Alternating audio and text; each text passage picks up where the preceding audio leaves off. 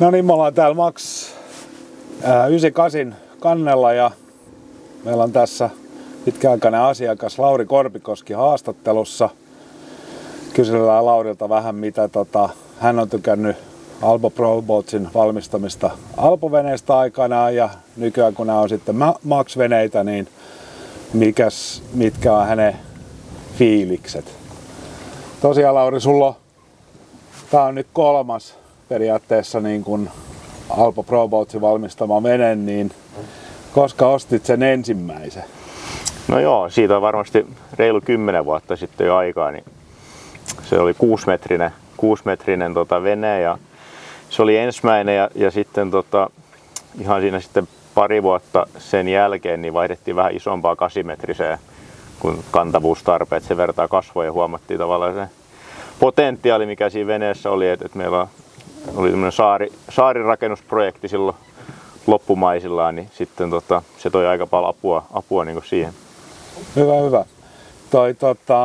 Ajoitko niillä Alpoilla niin kuin enemmän niin kuin pidempiä matkoja, vai oliko se pääasiassa nyt niin kuin mökkirakentamista ja niin kuin yhteysvene?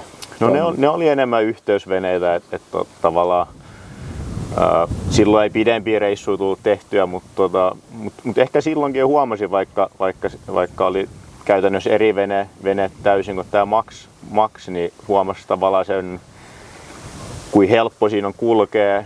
Ja sitten kun oli vähän aallokko, että kuin tasaisesti se meni sekin vene, että ne oli varmasti semmoisia niinku attribuutteja, mitkä sitten piti niinku samassa merkissä vuosien jälkeen. Okei. Ja oletko huomannut niin kun kehityskaaren myös niin kun tässä, kun on tavallaan Alpo-vene versus Max-vene, niin että siinä on aika iso ero ainakin niin kuin rungollisesti, ja sitten kun pistetään vähän vauhtia, niin oletko itse huomannut se? No joo, onhan tämä niinku eri vene sitten taas, että vaikka se on sama idea ja sama materiaali, niin kyllähän toi pohja on eri ja kantavuutta on tullut vielä lisää ja onhan toi niinku kulku tuolla merellä niin parantunut ja pystyy ajaa pitkiä matkoja nyt, että on tavallaan sitä vauhtia ja semmoisia elementtejä, mitä nyt löytyy muista saman kokoluokan veneistä, mitkä on vaikka matkaveneitä tai tämmöisiä daycruisereita. No nyt sitten täällä Max 98 niin kun oot ilmeisesti ajanut vähän enemmän ja ajanut vähän niin kuin huviajoakin, niin mitkä on niin kuin tunnelmat siitä ja ootko päässyt kunnon keliin eli aallokkoon ajamaan, että onks niin kuin, mitkä tunnelmat siitä on tullut? No joo, tosiaan tää tuli enemmän, voisi sanoa jopa enemmänkin niin huvikäyttöä. Nyt ei ole semmoista kuljetustarvetta niin paljon enää tässä omassa jutussa. Niin täytyy sanoa, että on kyllä ollut, tiesin, että tulee hyvää, mutta on kyllä ylittänyt ne odotuksetkin. Että ollaan tehty pitkiä reissuja ja ollaan oltu myös kovassa kelissä ja tavallaan se kyyti on aina tasasta ja ei tule sitä hakkaavaa aallon tunnetta, mikä ehkä V-pohjassa tulee, että sä väsyt tavallaan siihen keliin pikkasen, niin tässä ei sitä elementtiä kyllä tule, että ollaan kyllä oltu erittäin tyytyväisiä, että on kyllä ylittänyt odotukset vielä siitä, mitä kuvittelin, että vene tulee olemaan. Erittäin hieno kuulla. Mites toi pidempi matka, niin onko niinku käyty ulkomailla asti vai pyöritty täällä niinku Suomen saaristoa? No joo, ollaan kaksi pidempää reissua tehty, että toinen meni tästä Turun saaristosta, käytiin Espoossa, otettiin Hangossa yksi pysähdys ja sitten toinen pidempi reissu käytiin Tukholmassa ja sinne mentiin yhdellä kertaa tästä Taivassalosta Tukholmaa ja sitten yhdellä kertaa myöskin takaisin. Mennessä semmoinen reilu 7 tuntia, kun mentiin vähän rauhallisemmin ja sitten tultiin takaisin, niin tasan 6 tuntia siitä Grönalundin edestä tähän Taivassalon rantaan, niin kaksi reissua on tehty. Mites perhe tykkäs? Perhe oli ilmeisesti mukana. No joo, tykkäs kyllä kovin, että varsinkin sit perheen pienempi vielä, että kun se kyyti on tasaista ja semmoista, että hän pystyy siinä kivasti myöskin liikkumaan ja olemaan ja tuossa on kivat noi oleskelutilat ja hytissä on tilaa, niin siinä sen niin huomaa, että tavallaan se matkanteko on kaikille mukavaa ja se menee aika nopeasti. Ja sitten myöskin niin kuskille, niin tavallaan tuommoinen 7-6 tunnin pätkä, niin oikeastaan sen jälkeen niin en ollut ollenkaan niin väsynyt itse. Joo. Koska veneet ei sillä tavalla niin aktiivisesti sun niin ohjata. Et vaikka olisi sitä aaltoa, niin sun ei tarvitse siinä ruorissa niin ajoittaa aaltoihin tai ohjata sivuaaltojen mukaan. Et siinä pystyy niin antaa niin sanotusti veneen mennä ja mä en oikeastaan hirveästi niin rattiin koskee, että vähän jalalla ohjailen sitä sit niin sinne minne haluaa. Se ei niin väsytä kuskiakaan sillä tavalla, että pystyy tuommoisia pitkiä pätkiä niin tosi mukavasti ajelemaan itsekin. Mitäs nyt sitten, kun sä oot tuolla satamissa ollut ja miten niin kun nämä kanssaveneilijät ja ihmiset, jotka varmaan on tullut vähän katsomaan, kun erikoisemman näköinen vene, niin miten ne on reagoinut? No joo, kieltämättä jonkin verran herättää mielenkiintoa, kun käy tuolla eri paikoissa ja tulee ihmiset kyselee paljon, että mikä tämä merkki on ja katsoo varsinkin katamaraanirakennetta ja sanotaan, että tulee vähän niin kuin laidasta laitaa, että jotkut vähän kyselee, että tässä on 700 heppaa, että kulkeeko tämä yli 15 solmua, kun tämä on tämmöinen proomu. Mutta sieltä löytyy vähän niin semmoisia, ketkä ei ole niin ehkä tiedä tätä runkoa niin hyvin kun ei ole ehkä niin Suomen maaperällä niin tuttu tämä katamaraanirunko, mutta sitten on paljon semmoisia, ketkä huomaa, että itse veneilee paljon ja on niin kunnon pelejä alla, niin ne kyllä aika tarkkaa kyselee ja osaa niin arvostaa sitä meriominaisuuksia, mitä tässä on. Että tuolla on kuitenkin aika kovia kelejä, voi tulla aika yhtäkkiäkin tuolla ihan tässä niin saaristo-olosuhteissakin. Niin kyllä, ehkä ne ihmiset, niin kuin, ja ehkä tämä materiaali myöskin, että itse en ainakaan ole mikään hirveän semmoinen veneen hinkkaaja kautta niin huolenpitäjä, niin tavallaan se helppous Suomen oloissa pitää tämmöistä alumiinivenettä, niin se ainakin itsellä on semmoinen tärkeä ominaisuus myös. Joo.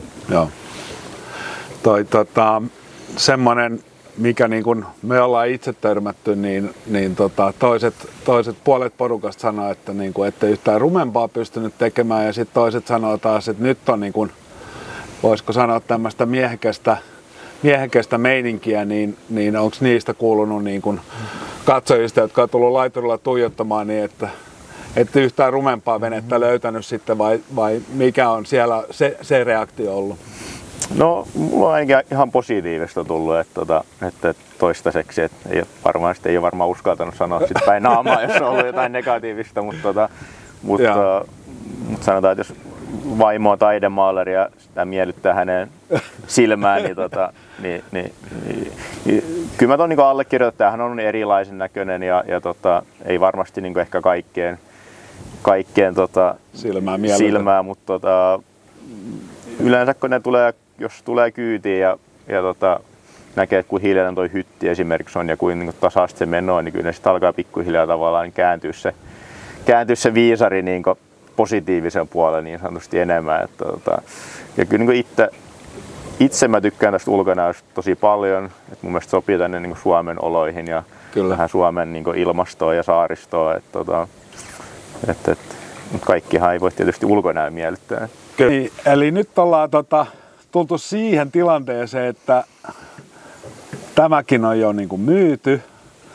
Tämä ei ehtinyt sulla kauhean kauan olla, mutta uutta suunnitellaan taas kerran. Ja onko siinä niin kuin, tuleeko siihen seuraavaan nyt sitten jotain radikaalisti erilaista kuin mitä tässä on?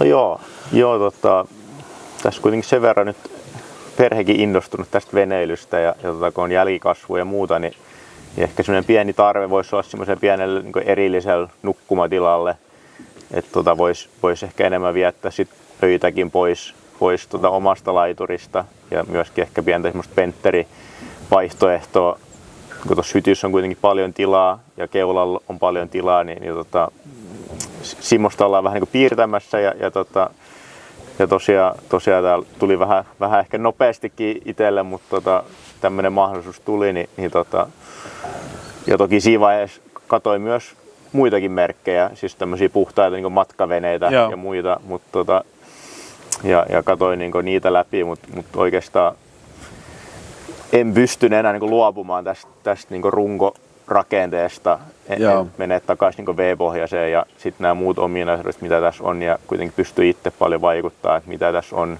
Kyllä. Niin, ja kyllä muisti hintataso kuitenkin pysyy kohtuullisena verrattuna niin sitten tuommoisiin 10 plus metrisiin niin matkaveneihin. Et sitten varmaan, niin kun, jos tämä on niin monikäyttövene, niin sit voidaan puhua niin todella monikäyttöveneestä, jos miettii, että sä pystyt yöpymään öitä ja sulla on keittiö, mutta pystyt heittämään sitten vielä mönkkärin tuohon keulalle.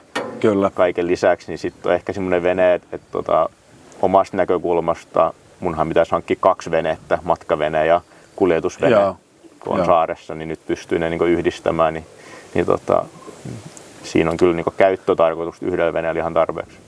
No nyt kun sulla on ollut 3 näitä tavallaan, tai tämä on 3, missä nyt istutaan, ja kuulin, että tämäkin on periaatteessa niin kuin ensi kesänä myyty valmiiksi jo, että saat pitää siihen asti, kunnes uusi tulee, niin mikä se sun mielestä on ollut tämä jälleenmyynti, niin kuin, että onko ollut helppoa myydä, niin kuin, kun on tilannut uutta isompaa, ja onko ne arvot ollut sun mielestä kohdillaan siinä hinnoissa? No joo, on kyllä ollut tyytyväinen, että ne ihan ensimmäiset niin ne ei kauan ehtinyt nettiveneessä olemaan, kun ne meni kaupaksi. Käytännössä miettii, että runkohan nyt on, voidaan puhua melkein niin ikuisesta rungosta, että se nyt ei tässä käytössä hirveästi vanhene. Kyllä. Oikeastaan ainoa mikä tässä veneessä vanhene on niin moottorit. Et hinnan lasku ei ole kyllä ollut mitään ihmeellistä, ja ne taisi olla aika plus miinus nolla ne ensimmäiset veneet. Kysyntä on kyllä ollut niin yllättynyt itse, että kyllä siinä puhelin aika nopeasti alkoi soimaan kun ne tonne laittoi. Ja nyt tämä oikeastaan, niin tämähän ei ollut missään myynnissä virallisesti, että vähän niin kautta rantain meni, kun oli tämmöinen tilanne, että mietittiin sitä uuden tekoa, että se tuli ehkä itsellekin vähän yhtäkkiä. Et silloin oli niin noin paljon kysyntää ja sai semmoisia tarjouksia, mitä niin kuvitteli itse. On kyllä tosi tyytyväinen, että ei ole kyllä ollut semmoinen tilanne, että olisi tarvinnut niin hirveästi ottaa niin takkia aina tämmöistä veneenvaihtotilaisuudesta. Erittäin hieno kuulla. Kiitos tosi paljon, että saatiin tulla haastattelemaan, ja me varmaan nähdään seuraavan kerran sitten, kun piirustuspöydältä tulee paperi tulos ja ruvetaan rakentamaan sulle seuraavaa. Ja toivotaan, että tämä yhteistyö jatkuu vielä tulevaisuudessakin.